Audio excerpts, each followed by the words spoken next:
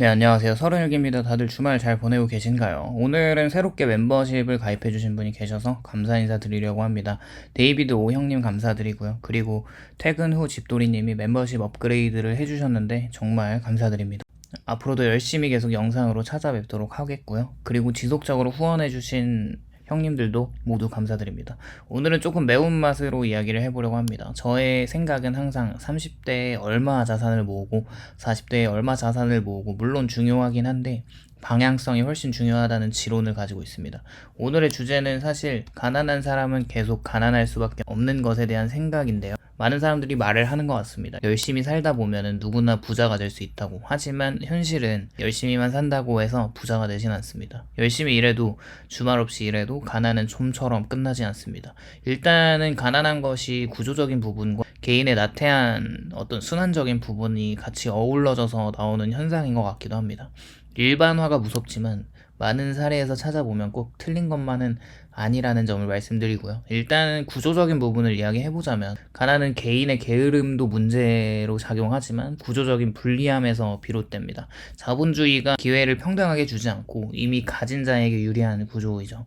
그렇다고 부자들이 모두 나쁘다는 이야기는 아닙니다. 단지 가난한 사람은 돈만 없는 게 아니라 정보도 부족하고 시간도 부족하고 네트워크나 기회적인 부분에서 모두 여유가 없습니다. 핍의 연쇄가 세대를 넘어가면은 결국에 가난의 대물림이 되는 것이고, 물론 이 악순환의 고리를 끊어버리고 당대에 자수성가하는 사람들도 많은데 진짜 그분들은 대단한 거죠. 자본주의에서 경제학의 기본 법칙 중 하나가 자본의 수익률이 노동의 수익률보다 크다는 겁니다. 이게 토마 피케티가 21세기 자본에서 강조한 내용이죠. 즉 돈을 버는 속도가 사람이 일해서 버는 속도의 부등식이, 이 말은 단순히 이자나 배당의 문제가 아니라고 생각하고 부자는 이미 자산을 가지고 있기 때문에 시장이 오르든 내리든 보유 효과를 얻게 됩니다. 반면에 가난한 사람은 소득이 대부분의 생활비로 나가므로 투자할 여력이 없습니다. 결국 부자는 자산이 복리로 늘어나고 가난한 사람은 노동으로만 생존하면서 제자리 걸음을 하게 되죠. 만약에 돈을 버는 시스템을 깨닫지 못한다면 가난한 사람들은 평생 가난할 수밖에 없을 겁니다.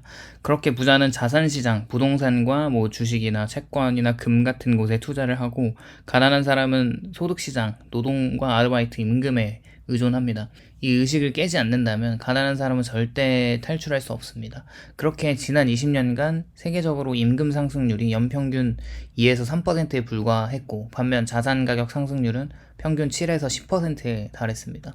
즉 돈을 버는 구조 자체가 다르다는 거고, 20년 이후에 유동성 폭증기에도 주식과 부동산과 비트코인 시장은 엄청난 상승을 거의 폭등하다시피 했지만 월급은 거의 오르지 않았습니다. 이때 부자는 자산 인플레이션의 수혜를 받았고요. 가난한 사람은 생활 인플레이션의 피해를 받습니다. 같은 인플레이션인데 부자에게는 이익이었고 가난한 사람에게는 손실인 것이었죠. 구조적으로 인플레이션은 가난한 사람을 더 가난하게 만들었고 부자를 더 부자로 만드는 아리까리한 녀석입니다.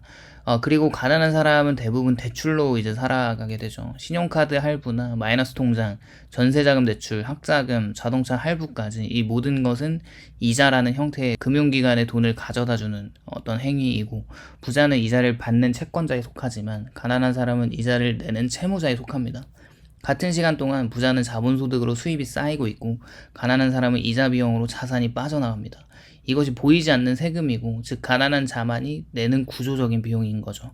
금융 시스템은 이자와 수수료로 작동하는데 가난한 사람은 이 구조에서 벗어날 방법이 없습니다. 일단 개인적으로 계층을 업그레이드 해줄 수 있는 사다리는 이미 부서졌다고 생각하고 있고, 물론 어차피 모든 인생은 죽음을 맞이할 것이기 때문에 자기 인생 잘 살다 가면 되지 왜 계층을 왜 나누냐 하겠지만, 저도 물론 그것에 동의하기 때문에 상위 부자 클래스에 들어가고 싶은 마음은 없지만 그래도 돈 때문에 고생하고 싶진 않거든요.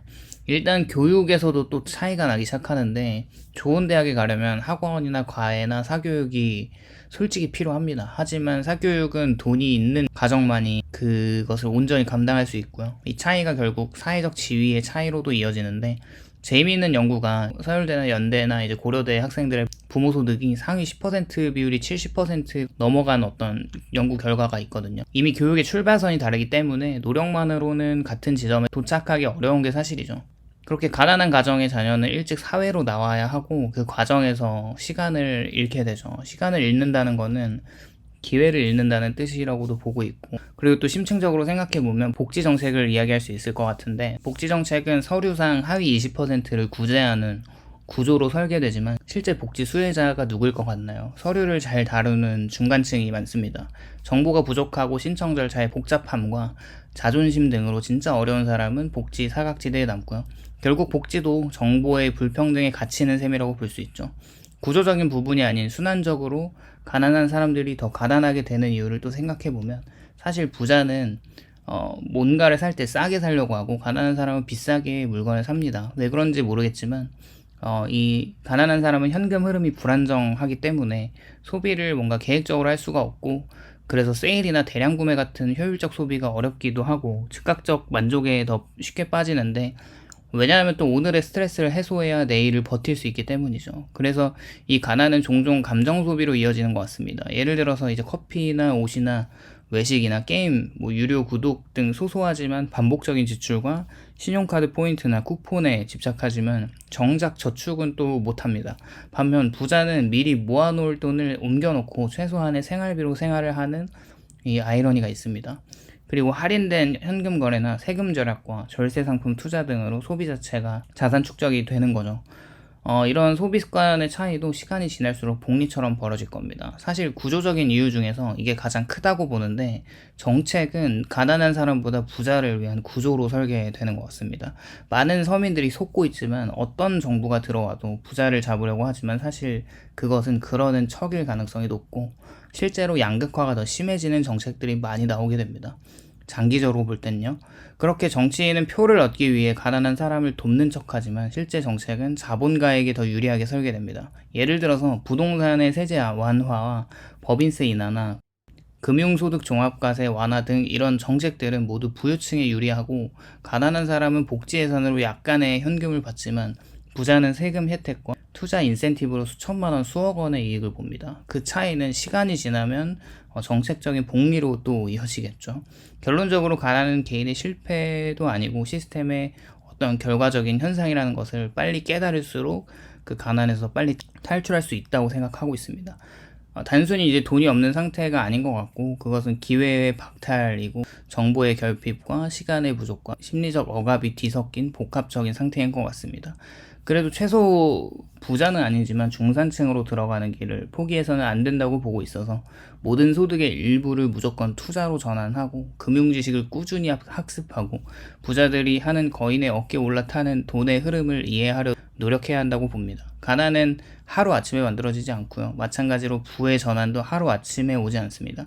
그러나 방향은 하루아침에 바꿀 수 있습니다. 분명히 인생의 궤적이 달라질 수 있으니 하루빨리 다들 이런 어떤 진실을 깨달아서 이런 가난을 탈출할 수 있는 모두가 됐으면 좋겠습니다. 오늘도 시청해주셔서 감사드리고, 공감이 되셨다면 좋아요와 구독을 부탁드립니다. 감사합니다.